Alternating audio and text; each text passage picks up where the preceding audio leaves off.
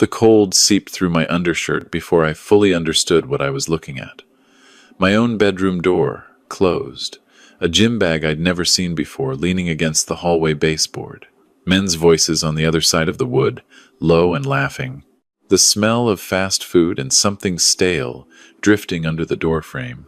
I stood in the hallway of my own house at 11:15 on a Tuesday night, still wearing my coat from the grocery run, a plastic bag hanging from each hand, looking at my bedroom door like it belonged to someone else. My son appeared from the kitchen end of the hall, phone in hand, not quite meeting my eyes. "Dad, hey. So, Marcus and Tyler needed a place. Just for a few days. I put them in your room. You can take the couch. It's just temporary." I set the grocery bags down on the hallway floor. Set them down carefully, like I was handling something fragile. "You put strangers in my bedroom. They're my friends, not strangers. You put your friends in my bedroom, in my house." Without asking me, he finally looked up. His expression carried that particular version of irritation that meant he'd already decided I was being unreasonable. "Dad, you have a couch. It's one night, maybe two. Don't make it a whole thing." I picked up my grocery bags, walked to the kitchen, put the milk in the refrigerator and the bread on the counter, stood at the sink looking out the window at the backyard, at the oak tree I'd planted the year my wife and I moved in, the one that was now taller than the roofline. 31 years I'd lived in this house, raised my son Derek in this house, buried my wife Ellen from this house 7 years ago. I slept on my own couch that night. The leather was cold.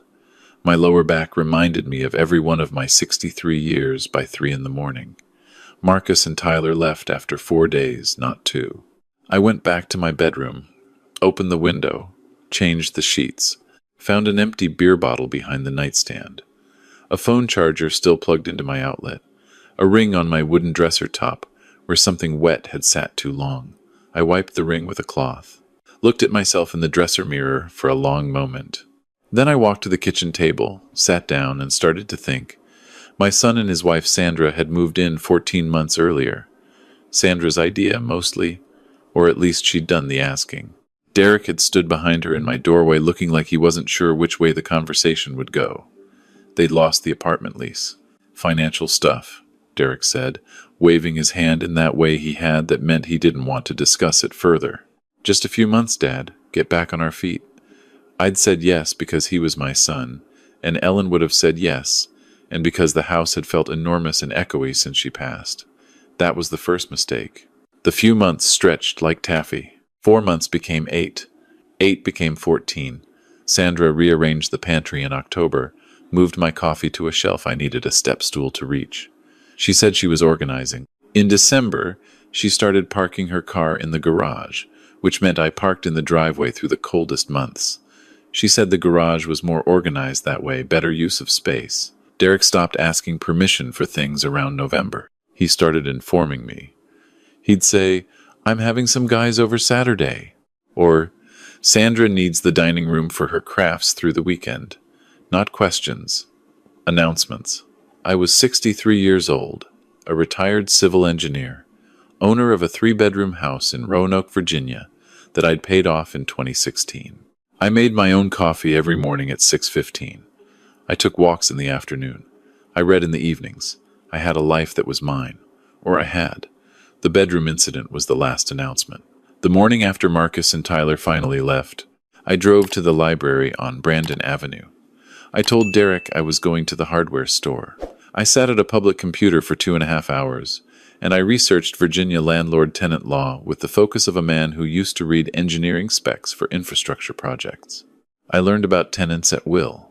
I learned about the required written notice period. I learned what constituted occupancy versus ownership. I filled 4 pages of a small notebook, with careful handwriting, the kind I used when I was reviewing bridge load calculations 30 years ago. I drove home, put the notebook in the metal lockbox in my coat closet behind the winter jackets, made a sandwich, and ate it at the kitchen table while Sandra told me about a conflict at her yoga class, without once asking how my morning went. I added the date and time to the notebook that evening. Page 2. Began a log. Over the following 10 days, I watched my own house like I was assessing a project site. Sandra moved the living room furniture on the third day. Not slightly shifted. Rearranged entirely. My reading chair, which had sat beside the east window for 7 years, was pushed into the corner facing the wall. She put a decorative bench there instead. Something she'd ordered online. Better flow, she told me when I came downstairs and stood looking at it. I moved my reading chair back after she went to bed. She moved it back the next morning. I documented both dates and times. Derek borrowed my truck on the 6th day without mentioning it until he was already backing out. I stood in the garage doorway watching my own truck pull into the street. He brought it back 3 hours later with the gas tank reading a quarter less than it had been. I filled it at the station on Williamson Road and saved the receipt. On the 9th day, Sandra was in the backyard on the phone, pacing the way she did when she was talking to her mother in Cincinnati. Her voice carried through the kitchen window I'd left cracked. "He's fine," she said.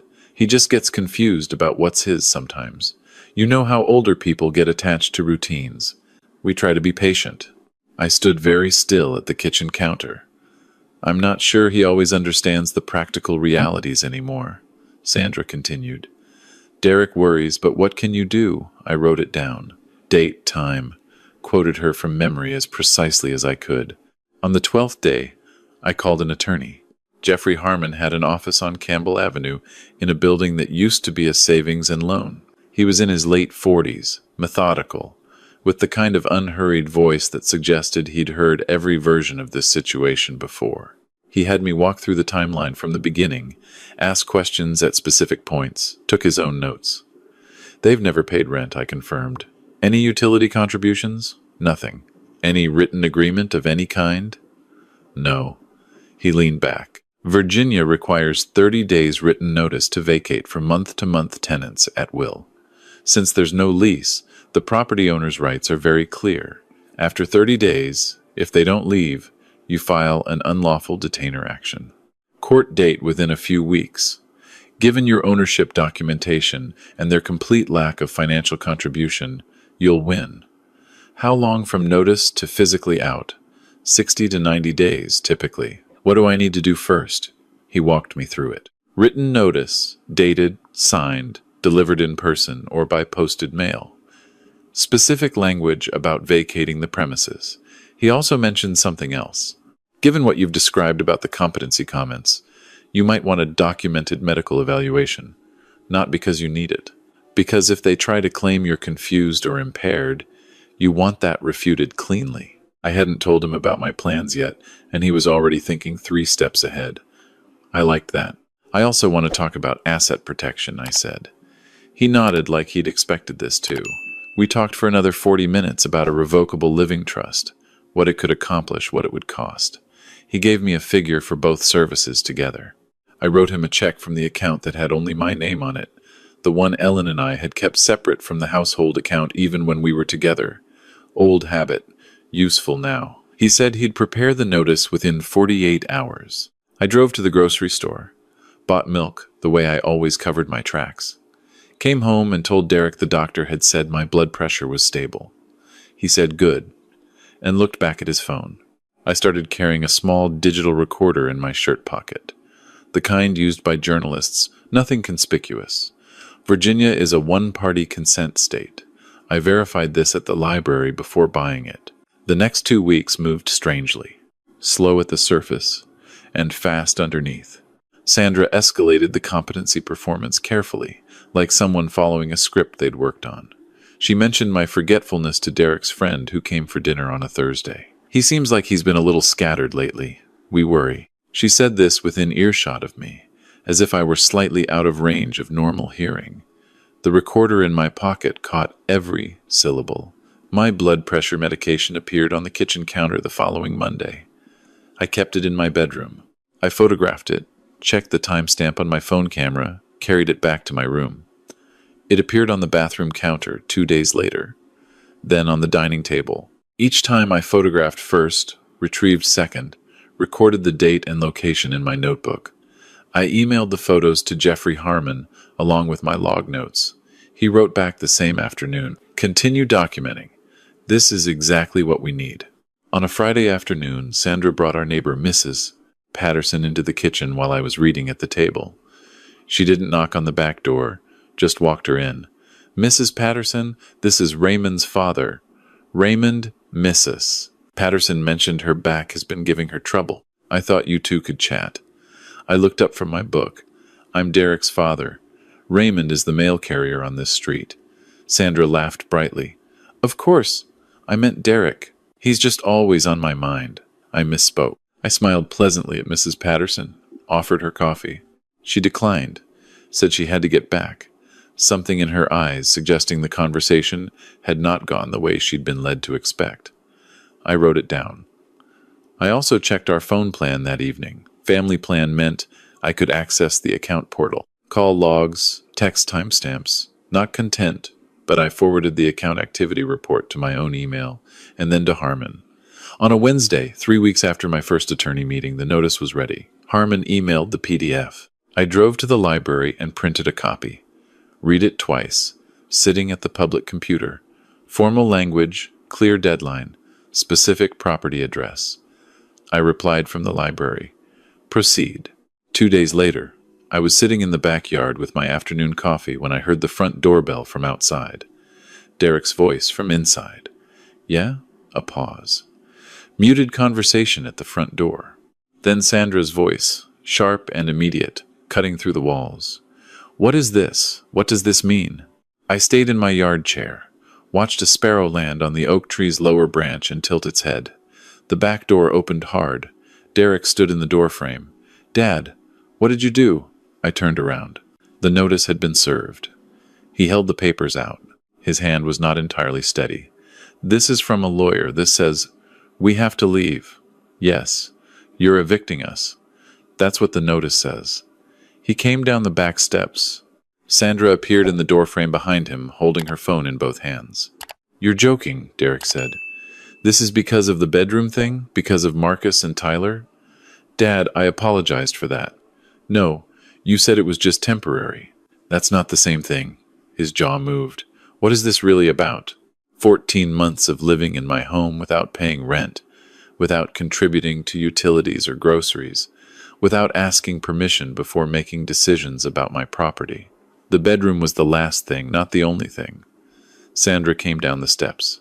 Her voice had that careful quality she used when she wanted to sound reasonable and was not feeling reasonable. "Raymond, we're family. You don't evict family. You talk to family. I talked to you in October about the pantry. In November, about the truck. In December, about the parking. In January, about the furniture. Nothing changed." "This is insane," Derek said. "Where are we supposed to go? You have 30 days to figure that out." Sandra held up her phone. "I'm calling my father."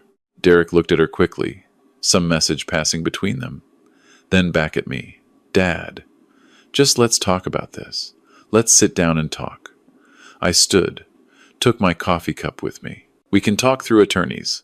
That's the appropriate channel now." I walked past him into the house. That night, their voices carried through the ceiling. I lay on my bed listening to the rhythm without the words. Stress had a specific acoustic. I recognized it. Sandra's voice went up and down several times. Derek's responses were shorter, lower. The sound of a laptop clicking. More voices, probably a phone call. I put in earplugs and slept. Sandra's father called the next morning. His name was Gerald, retired postal worker, lived in Akron, Ohio. Gerald and I had spoken maybe 6 times in 4 years of Sandra and Derek's marriage. "Raymond," he said without preamble, "Sandra called me last night. I figured she might. I want to hear your side of it. All of it," I told him. From the beginning. 14 months. The pantry, the garage, the truck, the furniture, the bedroom incident, the competency comments to the neighbors, the medication staged around the house. I spoke for 12 minutes without interruption. Gerald was quiet for a moment after I finished. "I didn't know about the medication thing," he said. "Or the neighbors. Sandra told you something different. She told me you were confused and acting out, that you'd offered them a permanent arrangement and then changed your mind. I have never in my life offered anyone a permanent free arrangement with my home. I would remember that. I believe you." He exhaled slowly. "The honest truth, Raymond, is that Sandra has always looked for the easiest path. I love my daughter, but I've never been blind to her. And Derek, he's a good kid, but he follows where she leads. They should have been paying you something from the beginning. That's just right. Thank you for saying that. I want you to know I'm not going to talk you out of this. They're adults. They need to handle this themselves. But I wanted to hear the truth from you directly. I appreciate that, Gerald. You have my number if you ever want to talk, man to man. I do now. Thank you, Gerald. I added the date and substance of the call to my log. Another clean data point. Harmon called that afternoon. They've contacted an attorney, a man named Calvin Drew, storefront practice over in Salem. He filed a response claiming oral agreement for long-term residence. He's also raising questions about your competency. I expected that. I have a physician in mind for your evaluation, Dr. Margaret Folds. She's thorough. Her documentation is very clean in court situations. Can you go this week? I went Thursday morning. Dr. Folds' office was on Brambleton, second floor, bright windows. She was systematic in the way of someone who had performed this evaluation many times and understood exactly what it was for. I scored 30 out of 30 on the cognitive assessment. She noted this in her written documentation with specific test results and added a paragraph that included the phrase fully capable of independent decision-making regarding personal, financial, and property matters. No evidence of cognitive decline, confusion, or impaired judgment. I drove home with the folder on the passenger seat and bought groceries on the way back. Sandra asked if the appointment had gone okay. I said fine, cholesterol a little high. Nothing serious. She nodded and returned to her phone. The following 2 weeks were the coldest the house had been. Not temperature, atmosphere. Derek and Sandra stopped performing pleasantness. They occupied the house with tight, careful movements. Conversations at meals became functional. Pass the salt. Someone left the back door open. The utility bill is higher this month. I continued my routines. Morning coffee, afternoon walk, evening reading. I said good morning, received back whatever I received back, and went about my day. I documented. February 4th. Derek came home at 6 in the evening, saw me in the living room, and changed direction to go upstairs without speaking. February 7th. Sandra told me not to use the kitchen between 5 and 7 because she was meal prepping. This is my kitchen, I said quietly. She looked at me for a moment, then turned and walked away. The recorder caught her muttering something under her breath that included the word difficult. February 9th, I came downstairs at midnight for water. Derek's laptop was open on the kitchen table to a search page. The most recent terms were visible. Grounds to contest eviction Virginia, and proving verbal tenancy agreement, and how to prove owner incompetency, no diagnosis. I took a photo of the screen in the dark. The timestamp on the photo would show. February 11th, Derek had friends over. They stayed until after midnight, voices and television loud enough that the walls carried it. I called the non-emergency line at 11:45 after the neighbor's lights came on down the street. An officer arrived within 20 minutes. Derek's friends were asked to leave. Derek stood in the doorway watching them go, not looking at me directly. Do that again, and I call. Before midnight, I told him. He went inside without answering. February 14th, the court date was set for the 27th. Harmon emailed me the details. Bring nothing, he said. I have everything we need. Wear the Navy suit if you have one. I did have one. Ellen had picked it out for a retirement dinner 8 years ago. I pressed it carefully the night before. February 27th was overcast and cold in Roanoke. I left at 8:30 for a 10 o'clock hearing. Harmon met me in the courthouse corridor on the second floor, briefcase organized, expression neutral and professional. The judge's name was Harold Simmons. Late 50s, thick-framed glasses, moved with the deliberate economy of a man who ran a tight docket and intended to keep it that way. Derek and Sandra arrived at 9:40 with Calvin Drew, who had the look of an attorney accustomed to arguing uphill battles. Drew's folder was visibly thin. They didn't look at me. I sat with Harmon and read over my notes one final time. The bailiff called the case. Harmon and Drew approached the bench. Drew presented first. Your Honor, my clients have resided at the property for over a year, based on a clear verbal agreement with the petitioner. Mr. Raymond Calloway indicated on multiple occasions that they were welcome to stay as long as needed, and that the arrangement could be considered indefinite. Judge Simmons looked up. Do you have this agreement in any form? Email, text, written note of any kind? It was verbal, Your Honor, a family understanding. Witnesses to this verbal agreement who are not parties to this case. The parties themselves understood it clearly. That's not a witness. Continue. Drew shifted. Additionally, we have concerns about Mr. Calloway's cognitive state at the time of these agreements and at the time of the eviction filing. There is behavioral evidence suggesting possible confusion and impaired judgment. What behavioral evidence? Neighbor observations, misplaced items, erratic behavior. Do you have a medical evaluation indicating cognitive impairment? We have circumstantial. Does a licensed physician diagnose Mr. Calloway with any cognitive disorder? Not formally, Your Honor. Judge Simmons looked at him steadily over his glasses. Then you have speculation, not evidence. Present what you have. Drew called Derek to the stand. Derek spoke carefully, clearly rehearsed. My father invited us to stay, he said, as long as we needed. He specifically said he didn't want us worrying about money. He wanted family close after my mother passed. Harmon cross-examined without standing. Did you pay rent at any point? No. It was a family arrangement. Utilities? Groceries? Any financial contribution of any kind in 14 months? We helped around the house. Helped how, specifically? Can you give me 3 specific regular tasks with frequency and dates? Derek paused. General upkeep, cleaning, that sort of thing. Your father's bank records show 0 deposits from you or your wife during the entire period of your residence. Not $1 exchanged hands. You maintain no financial responsibility of any kind for 14 months in someone else's home, and the foundation of your defense is a verbal promise you cannot document. And no one else heard. Derek's jaw tightened. That's not... Thank you. No further questions. Harmon presented our case methodically. Property deed, clear title, mortgage satisfied in 2019. My name only. Bank statements. 14 months. 0 incoming payments from respondents. Doctor. Fultz's evaluation, complete cognitive assessment, 30 of 30. Conclusion paragraph read aloud in full. Then the photographs. Medication appearing in various rooms with timestamps. Then the account activity printout. Then the recorder transcript, partial. The specific conversation in which Sandra described me to Mrs. Patterson. And then he placed the screenshot of Derek's laptop search on the table. These are authenticated by metadata timestamp. The search terms visible were conducted at 12:04 a.m. on February the 9th. The search for how to prove owner incompetency, no diagnosis, is particularly instructive, given that the respondents are simultaneously claiming in this courtroom that their concerns about petitioner's competency were genuine and not strategic.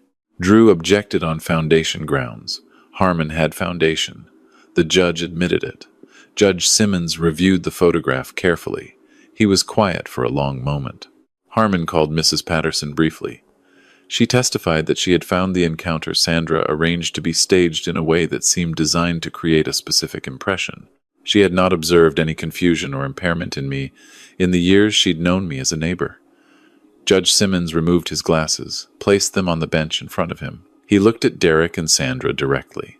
This property belongs to the petitioner. There is no written agreement.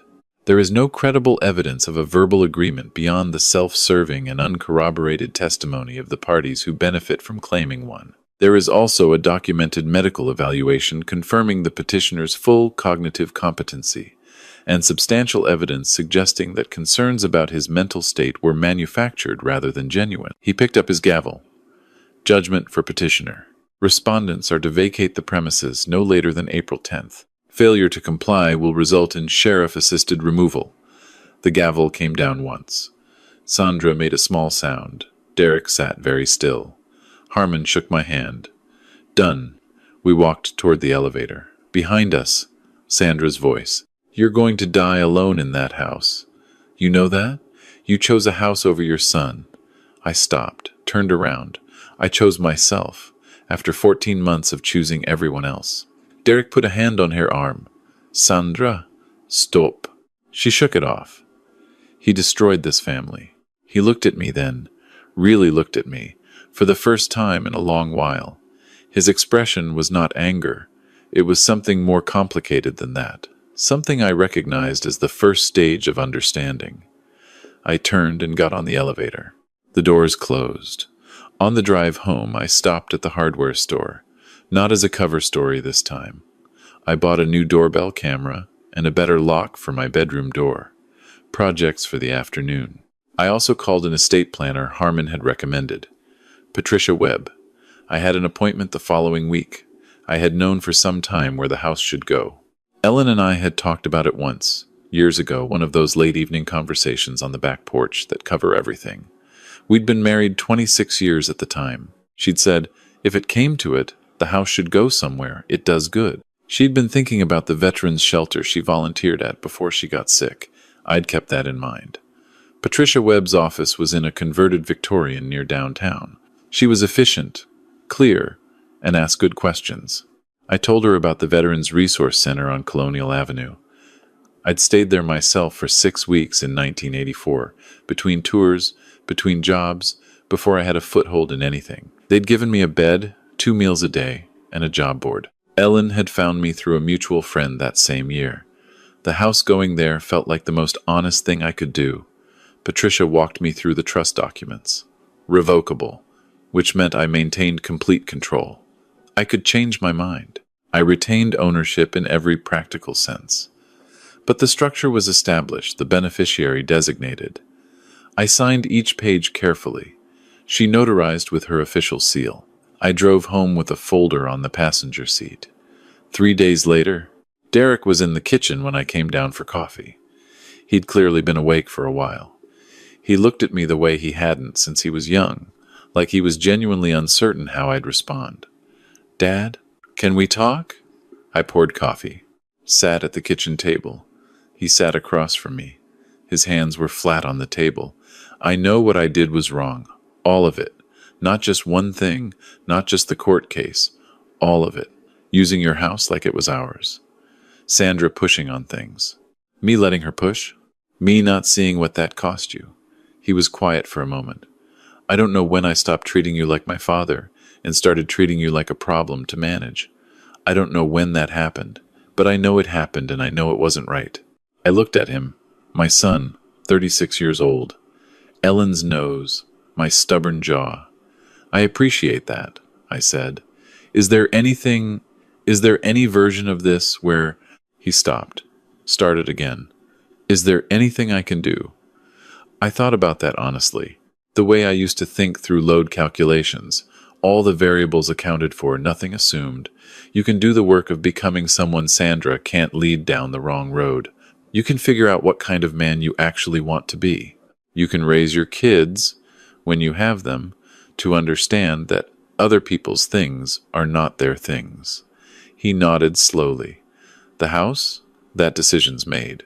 He looked down at the table. I figured, the trust is for a Veterans Resource Center. The one on Colonial Avenue. Your mother volunteered there. I stayed there once. A long time ago. Something shifted in his face. His eyes went a little bright before he controlled it. I didn't know that.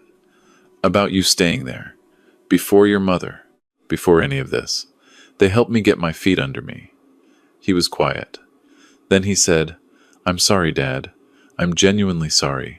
I believed him. That was a different thing from being able to undo it. The weeks that followed settled into something unfamiliar and welcome. Derek and Sandra packed without warfare. The cold standoff of the post-eviction week softened into something more like exhaustion.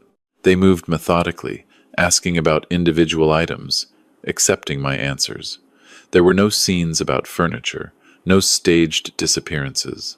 Sandra came to me once, alone, on a Sunday afternoon. She stood in the kitchen doorway with her hands at her sides. I'm not a bad person, she said. I don't think you are. I think you made bad choices for a long time and no one stopped you. That's a hard thing to learn this way. She looked at me for a moment. I am sorry. For the stuff with the neighbors. The medication. That went too far. I know. She left without anything more between us. But she'd come. That was more than I'd expected. April 10th arrived gray and mild.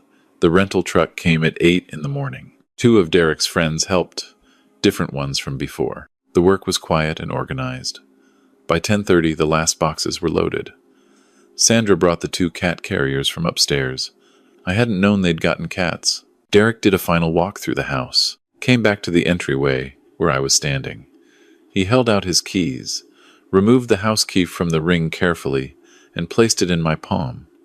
"I'm going to be better," he said. "I can't prove that right now. But I'm going to be.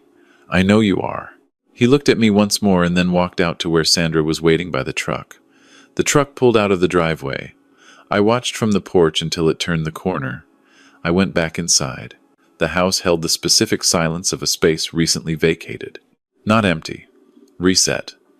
I stood in the middle of the living room. My reading chair was already back at the east window where it belonged. I'd moved it there the week before. I sat in it. The morning light came in the way it always had, across the floor in a long rectangle, lighting the dust motes I'd have to vacuum later. I sat there for an hour without moving, not thinking about anything in particular, just existing in my own house, in my own chair, in the quiet I'd been missing for 14 months. The phone calls started that afternoon, 4 that day, 6 the next.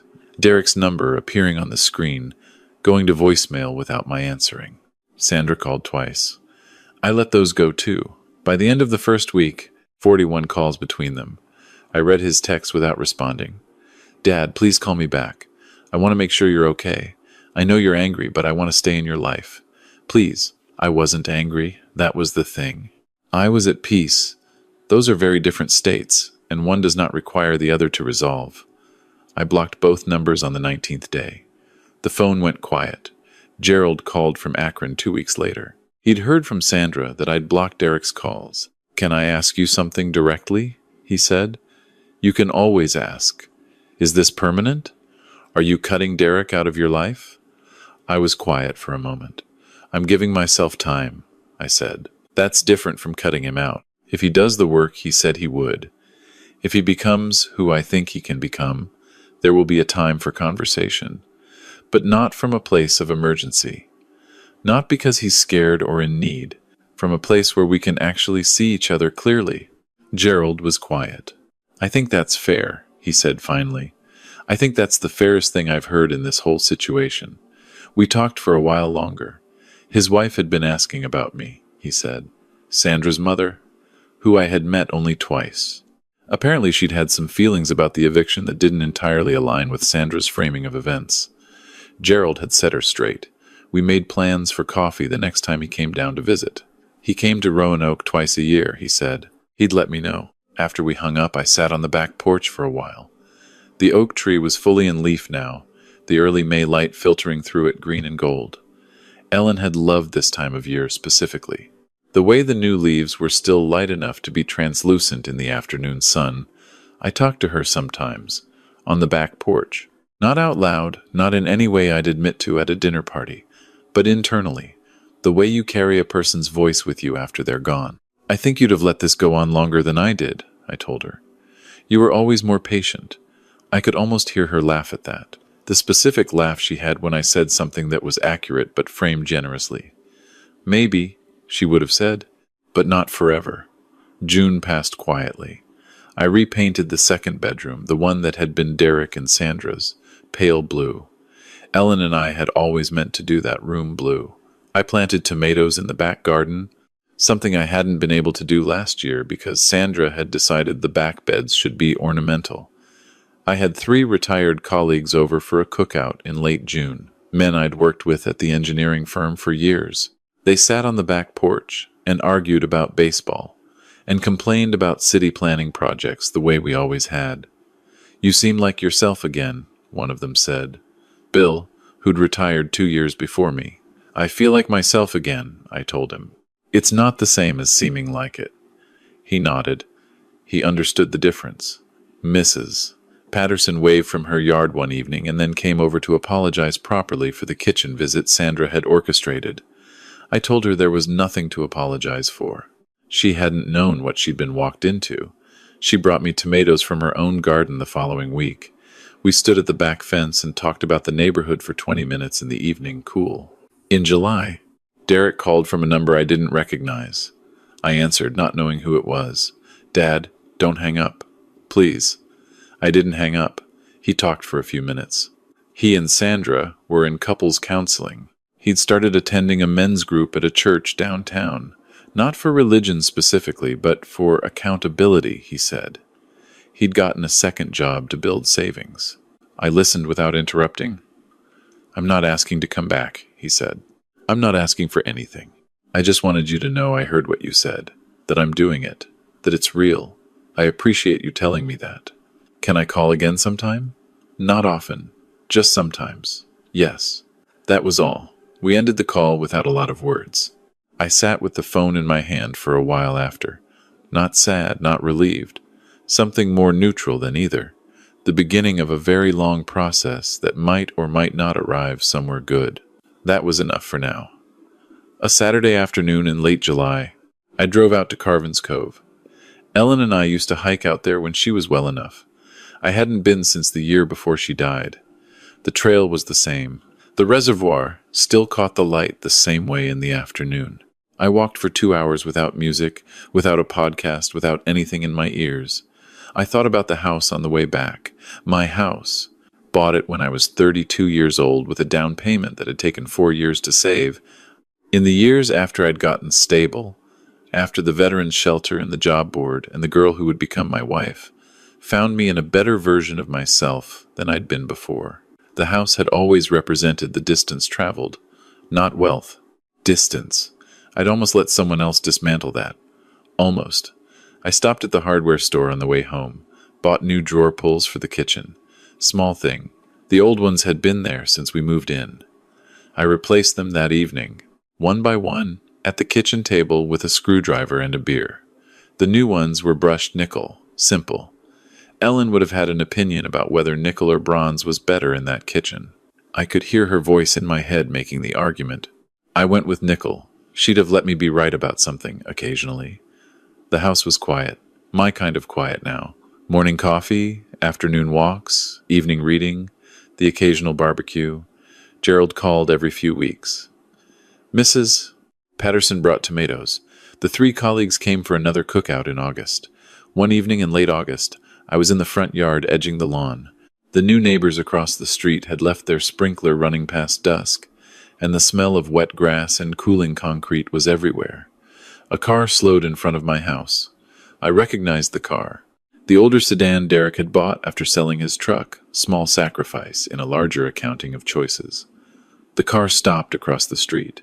Engine went off. I kept working, moved the edger along the sidewalk seam, steady, methodical. 5 minutes. I glanced without appearing to glance. Derek sat in the driver's seat, window down, looking at the house. His expression from that distance was unreadable, but his stillness told me something. He was looking at what he'd had and what he'd done with it. People do that. They come back to the place and look at it. It's a thing humans do when they're finally processing. 10 minutes. He hadn't moved. I finished the edging on the south side, moved to the north. My back was to him. I knew he was still there by the absence of his engine restarting. 15 minutes. I heard the engine turn over, saw the car in my peripheral vision pull slowly from the curb. He drove down the street in the direction of wherever he lived now. I watched him go for a moment. Then I set down the edger, sat on the porch steps, and looked at the street. The neighbor kids were drawing chalk animals on their driveway, 2 houses down. Someone's radio from an open window played something old and pleasant. He had come. He had looked. He had not been able to cross the street. That was information, not cruelty. He needed to feel the weight of the distance before he could even begin to understand how to close it. I couldn't hand that to him. Nobody could hand that to him. I went inside and made dinner. Nothing special. Chicken and rice, the way I always made it, the way I'd made it since before anyone else was eating at my table. I ate at the kitchen table with the window open. The evening light was long and gold, birds getting in their final songs before dark. I washed my dish, dried it, put it back in the cabinet, turned off the kitchen light, walked through my house, room by room, the way I sometimes did in the evenings now. Not from anxiety, just from the satisfaction of knowing each room was what it was supposed to be. Living room, my chair at the east window. Second bedroom, pale blue walls now. Third bedroom, set up for guests, though I hadn't had any yet. My bedroom, the dresser with the old ring, finely sanded and refinished. The window that caught the morning light. I sat on the edge of my bed. Through the window, the streetlights were beginning to come on one by one. Ellen had been right about the house. In the end, the way she was right about most things. It wasn't the structure that mattered. It was what you built inside it. The life, the choices, the willingness to defend what was yours when the moment required it. I'd been slow to recognize the moment, but I'd recognized it. That was enough. I got ready for bed at 9:30. Read for an hour. Set my book on the nightstand. The house settled into its nighttime sounds. The refrigerator's low hum, the oak tree in the backyard moving in the breeze, the distant sound of traffic on the main road. I turned off the light. For the first time in a very long time, the darkness felt like it belonged to me. If this story stayed with you, please take a moment to like this video and subscribe to Stormborn Vengeance. Leave a comment telling me what time it is where you are right now. And if you want to hear the next story, it's waiting for you in the box on the left. Thank you for being here.